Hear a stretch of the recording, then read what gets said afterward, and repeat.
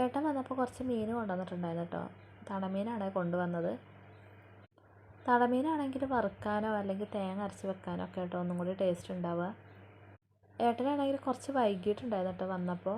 അതുകൊണ്ട് തന്നെ ഞാൻ പെട്ടെന്ന് മുളകിട്ട മീൻ കറി കേട്ടോ വെച്ചത്. പിന്നെ കുറച്ച് വറുത്തിട്ടുണ്ടായിരുന്നു കേട്ടോ.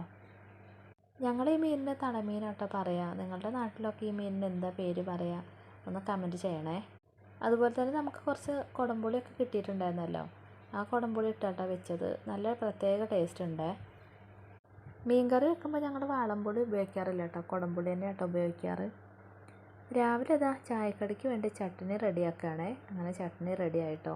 ഇന്ന് ഓട്ടട ആട്ടോ ഉണ്ടാക്കിയത്. ചട്നിയൊക്കെ റെഡിയാക്കിയിട്ട് ഇത് ഓട്ടട ഉണ്ടാക്കാൻ വന്നിട്ടുണ്ടായിരുന്നു കേട്ടോ. നല്ല സോഫ്റ്റ് ഓട്ടട കിട്ടിയിട്ടുണ്ടായിരുന്നേ. അരി അരക്കുമ്പോൾ അതിലേക്ക് നല്ല തിളച്ച വെള്ളം ഒഴിക്കണം കേട്ടോ. അതുപോലെ തന്നെ ചട്ടിയും അതിൻ്റെ അടപ്പും നല്ല ചൂട് വേണേ.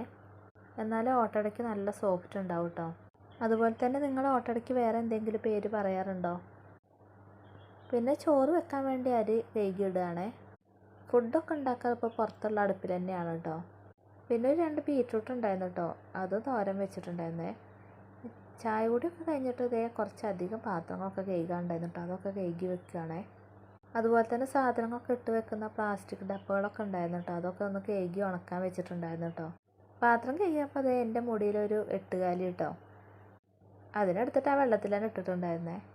പുറത്ത് കൊണ്ടുപോയി ഉണക്കാൻ വെക്കണമെന്ന് വിചാരിച്ചെന്നാണെങ്കിൽ മഴയില്ല വെയിലും ഇല്ല, അങ്ങനത്തെ ഒരു കാലാവസ്ഥയാണ് കേട്ടോ. പെട്ടെന്ന് മഴ പെയ്താൽ എനിക്കിതെല്ലാം കൂടി എടുത്ത് വരാൻ ബുദ്ധിമുട്ടാണെന്ന് വിചാരിച്ചിട്ട് അടുപ്പിൻ്റെ മേലെ തന്നെ വെച്ചിട്ടുണ്ടായിരുന്നേ.